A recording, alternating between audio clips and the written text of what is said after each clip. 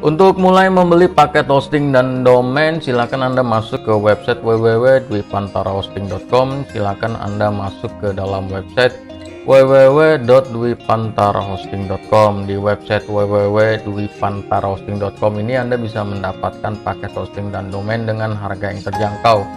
Silakan Anda masuk ke dalam menu paket hosting dan kemudian di situ ada 3 panel hosting, ada hosting direct admin, ada hosting plusek, dan ada hosting cPanel, dimana pada prinsipnya ketiga panel hosting ini memiliki cara kerja yang sama, hanya interface-nya berbeda. Dalam contoh ini kita akan membeli salah satu paket hosting. Apapun nanti pilihan yang Anda mau beli, proses atau prosedur untuk pembeliannya sama. Dalam contoh ini saya masuk ke dalam hosting plusek, kemudian saya pilih hosting plusek Eco, dan kemudian akan masuk ke dalam detail harga di sini. Kalau Anda masuk ke dalam hosting direct admin, misalkan ambil hosting direct admin Eco, juga sama, Anda akan mendapatkan detail harga dan kemudian kuota-kuotanya. Silakan kemudian selanjutnya Anda pilih paket hosting yang mana yang mau Anda beli, sesuaikan dengan budget yang Anda punya. Dalam contoh ini saya beli paket hosting plusek Eco 4 seharga 350.000, sudah termasuk domain. Ini sangat murah sekali. Dan kemudian selanjutnya di sini ada fitur-fitur ya, ada fitur, ada space-nya, ada bandwidth-nya, ada subdomain dan sebagainya. Silakan Anda baca dan kemudian sesuaikan dengan kebutuhan Anda. Selanjutnya klik tanda beli di sini, beli, klik. Dan kemudian selanjutnya Anda akan masuk ke dalam billing, dimana Anda harus memilih paket. Pilih paket tadi ya, harga 350, paket plusek Eco 4 Rp 350, dan kemudian klik continue. Dan selanjutnya Anda harus memasukkan domain. Anda pilih domain di sini yang mau Anda pakai. Misalkan ini contoh ya, saya mau kasih contoh surahman.net. Ini contoh saja, kita search. Nah, kalau ada keterangan seperti ini, sorry, surahman.net is already register, artinya kalau ada bacaan seperti ini, apapun nama domain yang Anda masukkan di sini, kalau Anda mendapatkan keterangan sorry, nama domain yang Anda pilih di sini ini sudah is already register atau sudah terdaftar, maka Anda tidak bisa menggunakan nama domain tersebut karena nama domain tersebut sudah dimiliki oleh orang lain. Jadi satu domain bisa dimiliki hanya oleh satu orang. Jadi satu domain itu bisa didaftarkan hanya oleh satu orang, hanya satu kali. Jadi kalau misalkan sudah ada seperti ini, maka Anda harus cari nama lain. Saya mau pakai contoh saja perusahaan saya pilih .com, kita coba search. Dan perusahaan saya di sini sudah masih ada ya, ada bacaan good news, perusahaan saya.com is available register. Nah, perusahaan saya.com ini adalah nama domain yang dimasukkan di sini. Dan contohnya seperti ini, berarti ini masih bisa dipakai. Dan kemudian saya ambil perusahaan saya.com ini karena kan dia free ya, sudah termasuk bundle hosting ya. Jadi beli hosting dapat domain.com 1 tahun dan lumayan itu. Kita add to cart. Kemudian kita klik continue. Dan selanjutnya di sini ada detail paket, ya yang Anda beli, paket hosting seharga sekian, domain seharga sekian, dan kemudian total sekian. Selanjutnya Anda isi saja nama lengkap Anda di sini dan kemudian alamat dan seterusnya di mana nama lengkap dan alamat ini akan dipergunakan untuk melakukan pendaftaran terhadap domain yang Anda beli ini. Silakan Anda isi.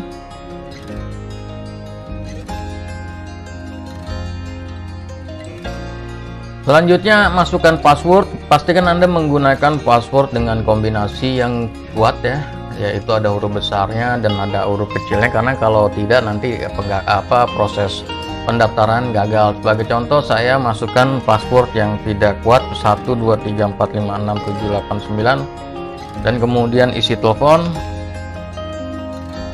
kemudian kita isi captcha dan kita beri centang di sini agree untuk syarat dan ketentuan yang diberikan oleh Dwi Pantara Hosting, kemudian place order and create account. Nah, di sini gagal karena apa? Karena passwordnya tidak kuat. Di sini ada keterangan password harus memiliki huruf besar dan huruf kecil, ya. Oke, dan huruf besar, huruf kecil, dan juga angka. Selanjutnya silakan gunakan password yang kuat. Dan kemudian ingat password Anda, karena password Anda ini nanti akan digunakan untuk login ke dalam billing area. Kemudian selanjutnya dicentang I'm not robot. Kemudian pilih bank transfer dan kemudian agree, place order. Dan selanjutnya Anda sudah berhasil melakukan pendaftaran order komplit. Anda juga bisa menerima email, ya. Silakan lihat di email Anda. Kalau misalkan Anda tidak menerima email, Anda lihat di spam email Anda. Anda bisa lihat di bagian billing my invoice di sini. Dan kemudian selanjutnya Anda bisa lihat di sini invoice-nya dan kemudian tersedia nomor rekening untuk pembayaran, ya. Dan silakan Anda lakukan pembayaran, dan kemudian setelah melakukan pembayaran Anda konfirmasikan ke dalam nomor rekening, nomor telepon yang tersedia di dalam invoice tersebut. Jadi silakan, ya, ada nomor teleponnya di sini, ada WA-nya juga.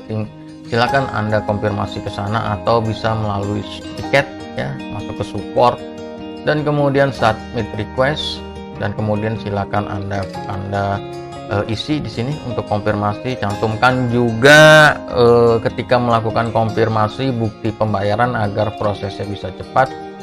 Dan kemudian selanjutnya tunggu proses untuk pendaftaran domain dan pengaktifan dari hosting.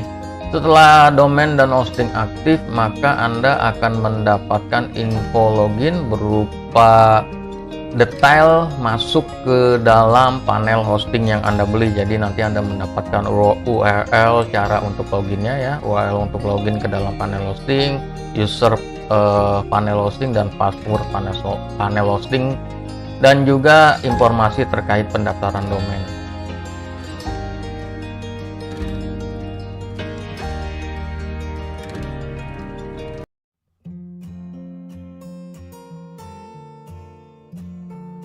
Sekarang kita akan mempelajari cara untuk menginstal SSL di dalam hosting cPanel.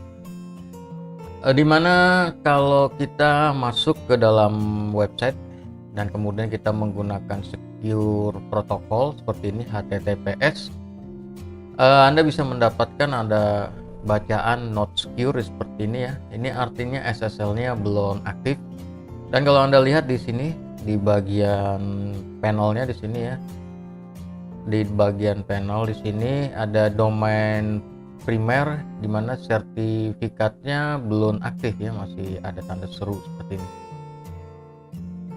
Oke, ini artinya kalau gini SSL-nya belum aktif, dan kita akan pelajari cara untuk mengaktifkannya. Silahkan masuk dulu ke dalam cPanel Anda seperti ini, ya, masuk ke dalam cPanel, dan kemudian kita turun ke bawah di sini bagian keamanan, di tab keamanan, dan kemudian kita cari Let's Encrypt SSL.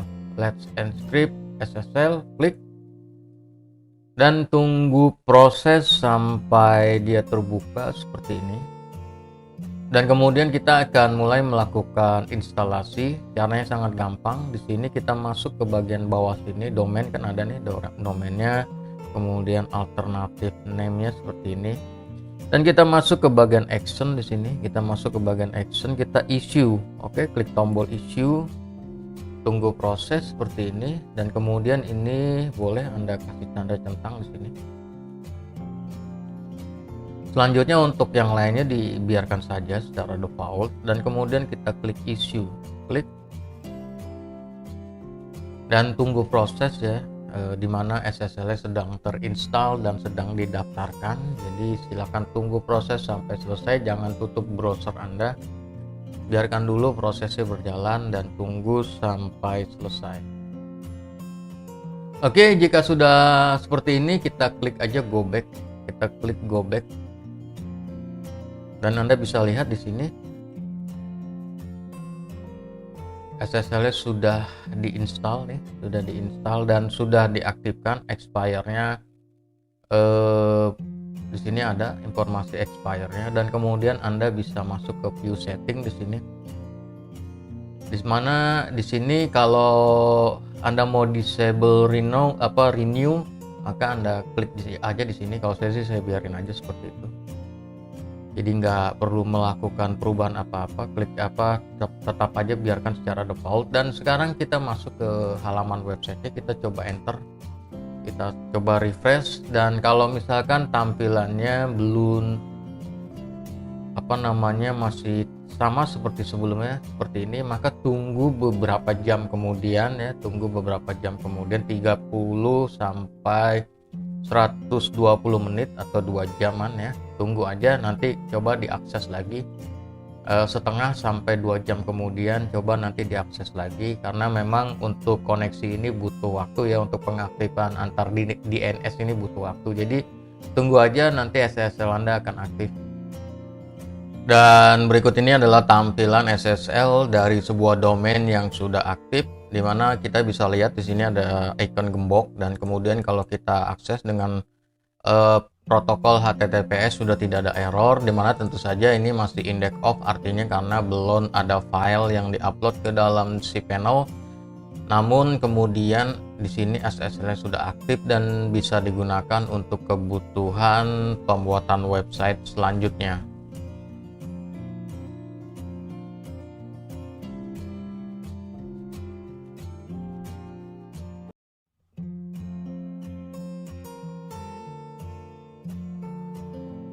Sekarang kita akan mempelajari cara untuk menambahkan add-on domain di dalam hosting cPanel. Caranya sangat gampang, Anda masuk ke dalam kolom domain ini. Oke, masuk ke dalam kolom domain seperti ini. Kemudian di sini ada domain add-on, diklik aja dan tunggu proses dia terbuka, dan selanjutnya Anda masukkan domain yang tentu saja sudah Anda daftarkan. Artinya domainnya sudah aktif ya, sudah Anda beli, sudah Anda daftarkan. Anda tidak bisa menggunakan domain yang belum Anda daftarkan. Jadi Anda sudah harus memiliki domainnya, baru Anda bisa tambahkan untuk add-on domain. Misalkan contohnya seperti ini.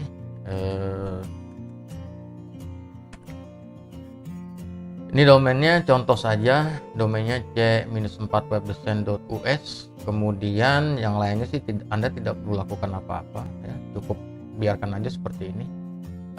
Yang lainnya dibiarkan secara default, dan kemudian klik tambah domain.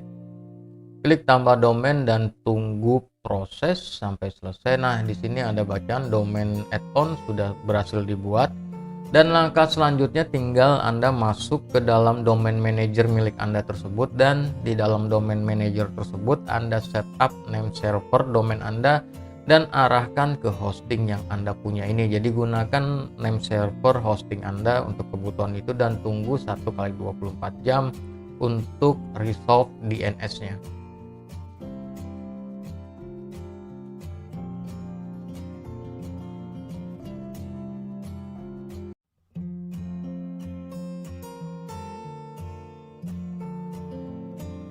Sekarang kita akan mempelajari cara untuk menginstal subdomain di dalam hosting cPanel. Caranya sangat mudah. Kita masuk ke bagian menu domain di sini ya, di dalam kolom domain, dan kemudian masuk subdomain di sini. Diklik ya, subdomain diklik. Dan kemudian kita akan masuk ke dalam tampilan subdomain seperti ini. Nah, di sini tinggal Anda kasih nama yang mau dipakai, misalkan blog. Nama domain Anda. Kalau dalam kasus ini misalkan Anda pengen buat subdomainnya blog kayak contoh. Oke, saya buat blog. Kemudian subdomainnya adalah blog, domain utamanya adalah surahman.biz.id, maka nanti dia akan jadi blog email@surahman.biz.id. Kemudian langkah selanjutnya yang perlu Anda lakukan, klik aja tombol buat. Oke, klik tombol buat dan tunggu proses sampai selesai. Dan kemudian nih kalau kita akses di sini, nah kalau ada bacaan seperti ini, tunggu saja beberapa menit. Kemudian ya antara 10 sampai 30, paling lama 60 menit ya untuk di setup subdomainnya. Tapi biasanya sih memang dia tak lama ya, tidak butuh waktu lama, antara 10 sampai 30 menit udah jalan. Tapi nanti Anda cek lagi aja untuk memastikan kalau subdomain Anda sudah aktif. Dan ketika subdomain Anda sudah aktif, langkah yang perlu Anda lakukan selanjutnya adalah Anda masuk ke dalam SSL, kemudian install SSL di dalam subdomain tersebut. Caranya sama ya dengan instalasi SSL sebelumnya.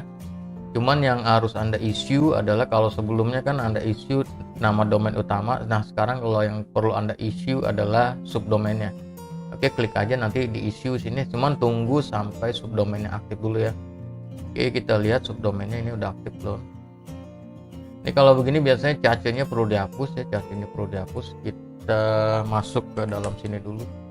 Ini udah aktif ya. Oke, kita issue dulu deh. Kita issue sekalian untuk menginstal di subdomain. Nah kalau untuk di subdomainnya yang ini nggak perlu nih, cPanel, webmail, web bla bla bla, ini nggak perlu. Kita masuk aja ke langsung ke sini ya. Untuk subdomainnya klik issue dan tunggu proses sampai dia aktif ya. Tunggu proses.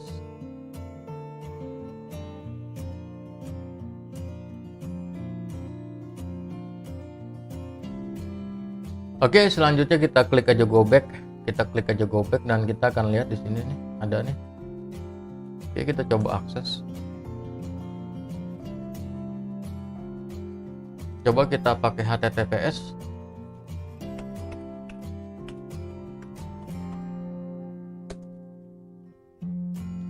Sudah aktif SSL-nya, subdomainnya juga sudah aktif, dan selanjutnya silakan Anda install sesuai dengan kebutuhan Anda.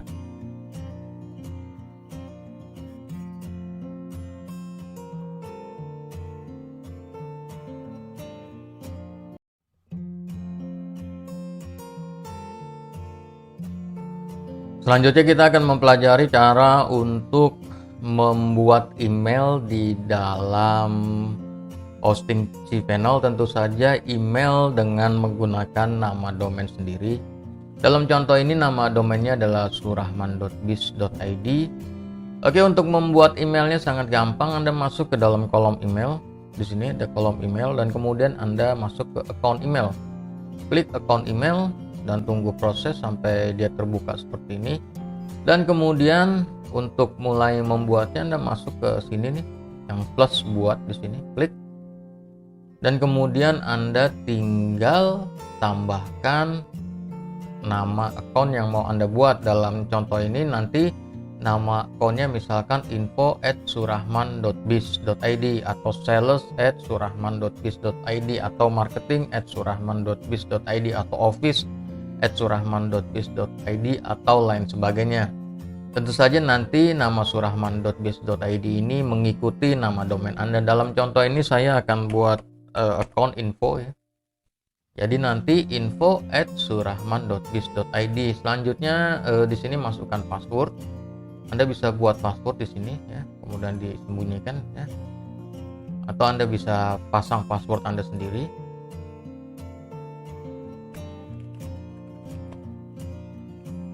Seperti itu. Langkah selanjutnya adalah ini Anda setup kuotanya. Kuota ini untuk inbox ya, untuk inbox dari email Anda. Jadi Anda bisa setup. Tentu saja dia tidak bisa melebihi dari kuota hosting Anda.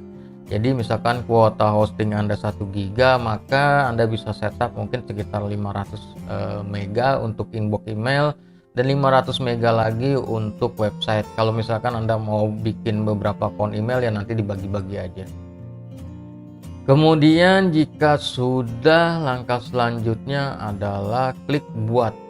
Oke, klik buat dan tunggu proses pembuatan email. Nah, di sini emailnya sudah berhasil dibuat, dan nanti sebentar lagi kita akan pelajari cara untuk mengakses email yang sudah berhasil dibuat itu.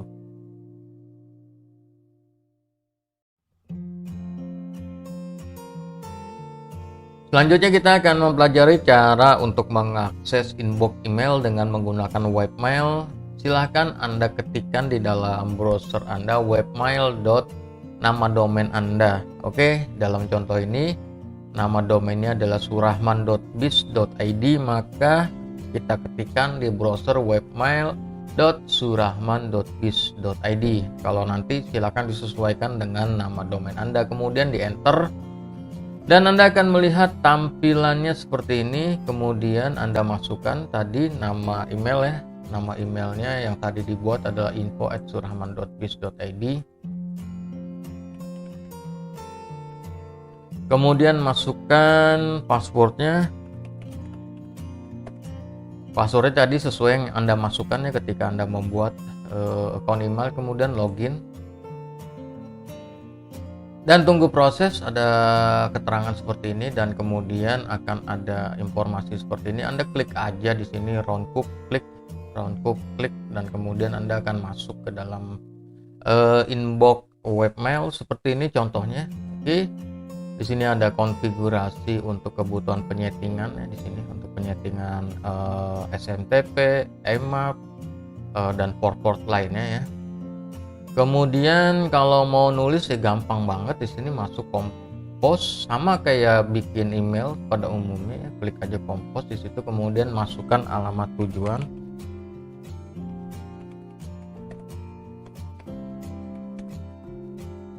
Masukkan subjek. Kemudian isi.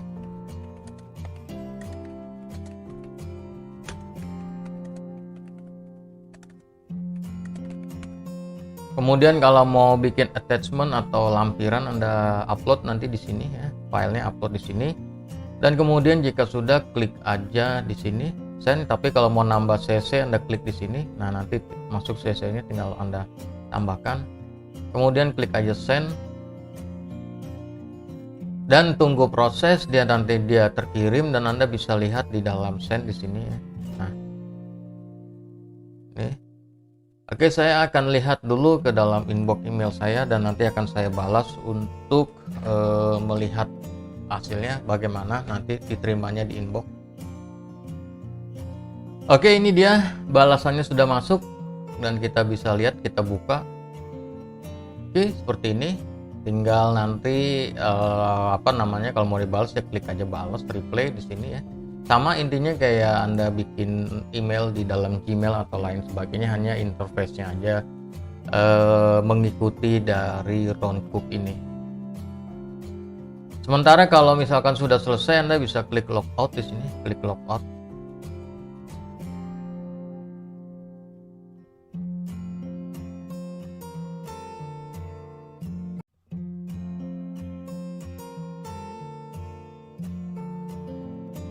Sekarang kita akan mempelajari cara untuk menginstal WordPress di dalam hosting cPanel. Silakan Anda login ke panel hosting cPanel Anda terlebih dahulu dan kemudian Anda turun ke bawah.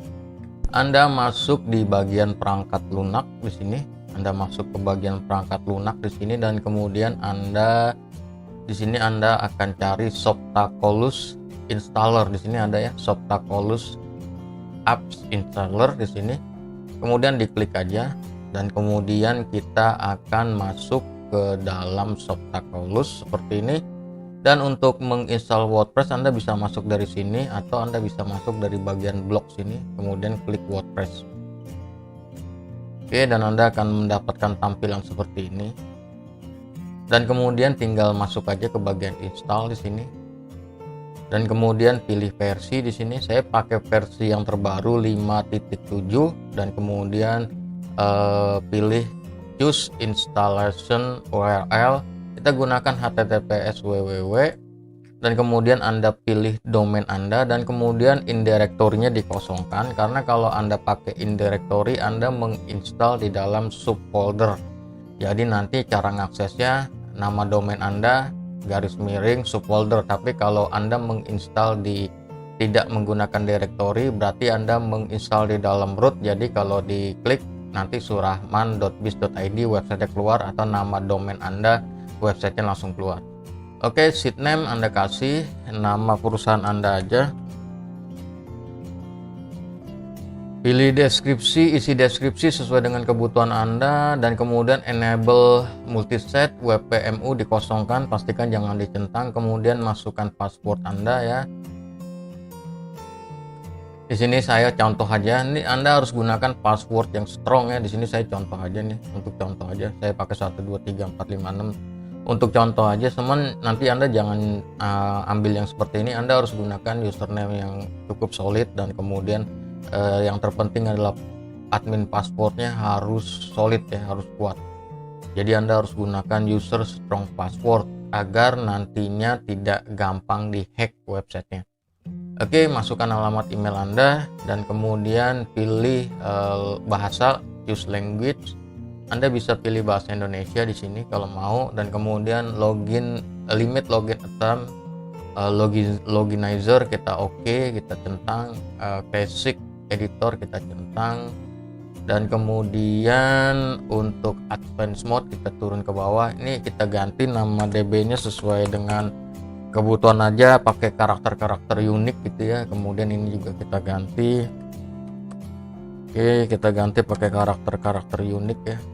Tujuannya agar aman, dan kemudian selanjutnya kita turun ke bawah, kita klik install. Kalau yang bagian template ini dikosongkan saja, nanti kita pelajari di bagian pembahasan pembuatan website dengan WordPress. Jadi kosongin aja, kita install, dan selanjutnya tunggu proses instalasinya sampai selesai.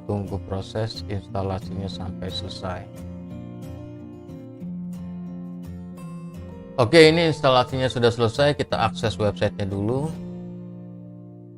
dan ini tampilan websitenya sekarang sudah jadi seperti ini. Untuk masuk ke dalam administrator, Anda cukup klikkan di belakang nama domain, klik garis miring WP admin.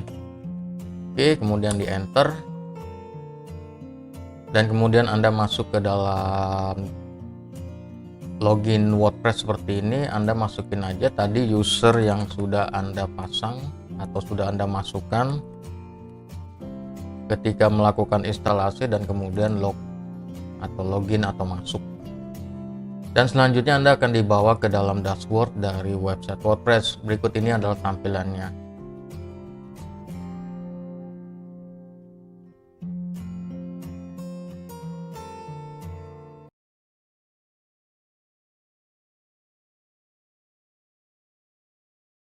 Sekarang kita akan mempelajari cara untuk membuat database di dalam hosting cPanel. Di sini saya menggunakan tampilan cPanel terbaru, yaitu tampilan Glass. Jadi Anda silakan rubah dulu ke tampilan Glass kalau masih tampilannya masih lama, dan kemudian kita mulai buat database yang baru. Kita masuk ke dalam database. Di sini kita klik database MySQL, diklik. Dan kemudian di sini ada database baru, kasih aja nama database yang mau Anda pakai. Dan kemudian selanjutnya buat database, klik. Dan kemudian ini disimpan nih, ya, di copy, disimpan di dalam komputer Anda di Notepad atau di Word dokumen. Kemudian klik kembali, dan kemudian selanjutnya kita gunakan user baru, kita buat user baru ya, kita turun ke bawah atau kita bisa klik di sini. Oke, kita buat user baru. Di sini kasih aja nama ya, nama untuk usernya, dan kemudian masukkan password. Kita gunakan generator. Di sini kita bisa lakukan opsi lanjut untuk menyeting password kita, dan kemudian cari password ya, dan kemudian copy dan simpan di dalam komputer Anda di Notepad ataupun di Word dokumen, dan kemudian kita copy di sini. Oke, kita paste, dan kemudian selanjutnya kita buat pengguna, klik, dan ini disimpan sama password tadi disimpan. Jadi ada dua ya, ada nama database, user database, dan password. Ada 3 hal yang harus Anda simpan. Kemudian klik kembali. Dan kemudian kita akan mengkoneksikan user dan database yang sudah Anda buat tadi masuk ke tambahkan pengguna ke database. Oke, kalau Anda sudah buat beberapa database, Anda cari database yang mau Anda pakai. Kalau di sini kan baru satu, jadi hanya ada satu. Dan kemudian pilih user juga ya. Jadi tinggal tergantung Anda buat database dan user untuk apa. Kalau ada beberapa pilihan, kalau sudah buat nanti ada beberapa pilihan di sini. Dan kemudian jika sudah, klik aja tambah dan tunggu proses, dan kemudian Anda berikan semua hak di sini. Oke, selanjutnya buat perubahan. Dan kemudian jika sudah selesai, kita klik kembali. Dan Anda sudah berhasil membuat database, user database, dan juga mengkoneksikan antara user dengan database yang Anda buat tersebut di dalam hosting cPanel.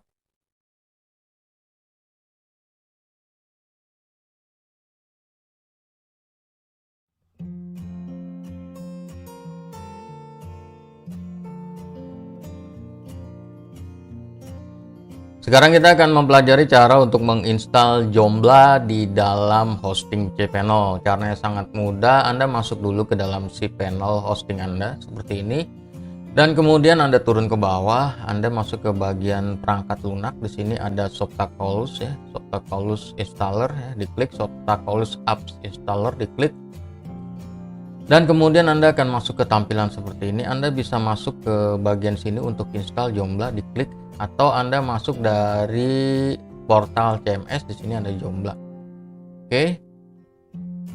Akan ada tampilan seperti ini, dan kemudian Anda masuk aja ke bagian install, masuk ke bagian install, klik, dan kemudian Anda pilih versi. Oke, kita pilih versi 39.25, dimana ini adalah versi terbaru.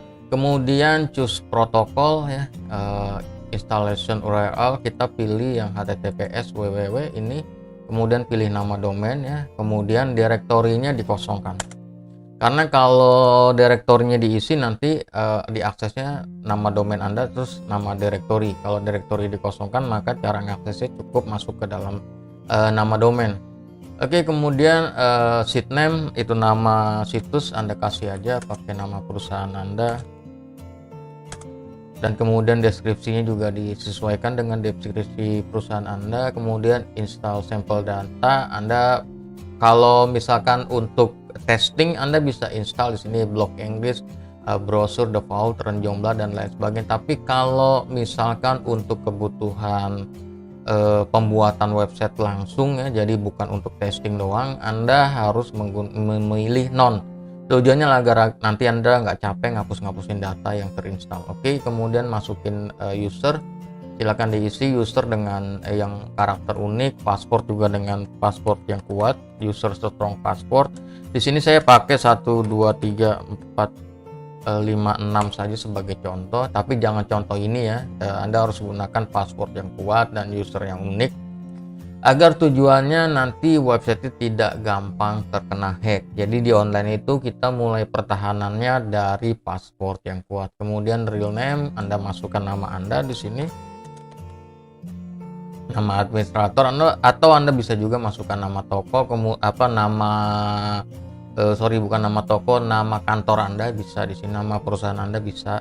Dan kemudian admin email masukin ya, email Anda. Untuk bahasa di Joomla ada Inggris, nanti kalau pakai Indonesia harus menginstal modul bahasa dan menggantinya ke bahasa Indonesia. Oke. Kemudian advanced option, kita database ini kita ganti oke dengan karakter unik. Kemudian di sini di JOS bla bla bla itu kita ketikkan aja beberapa karakter unik. Dan kemudian untuk auto upgrade kita gunakan do not auto upgrade. Tujuannya adalah agar nanti kita bisa testing dulu dan kita bisa yakin dulu apakah template dan plugin atau extension atau modul yang sudah kita install di dalam Joomla compatible dengan versi terbaru. Kalau misalkan sudah compatible atau sudah tersedia update dengan versi terbarunya, Anda baru nanti bisa update secara manual atau Anda bisa upgrade secara manual. Selanjutnya jika sudah, klik aja install dan tunggu proses instalasinya sampai selesai. Oke, ini sudah selesai. Langkah selanjutnya kita coba akses dulu websitenya untuk melihat tampilan front page-nya, dan ini adalah tampilan website Jomblanya. Sekarang kita akan masuk ke dalam administrator. Masuk ke dalam administratornya, klik di belakang nama domain, garis miring administrator, kemudian enter, dan Anda akan masuk ke dalam admin Joomla seperti ini, dan kemudian Anda isikan user dan password yang tadi Anda install atau Anda masukkan sewaktu melakukan instalasi, dan kemudian login. Dan ini dia ada tampilan Joomla seperti ini. Dan kalau misalkan ada tampilan seperti ini disebabkan nih PHP versi PHP-nya di dalam server atau di dalam hosting yang Anda pakai masih di bawah PHP 7, maka kita harus merubahnya. Untuk cara merubah versi PHP di dalam cPanel, silakan Anda lihat pada video tutorial yang sudah saya sediakan. Anda bisa pelajari di sana. Nah, ini Joomla-nya sudah selesai diinstal, tinggal nanti di manage untuk mulai melakukan pendesainan.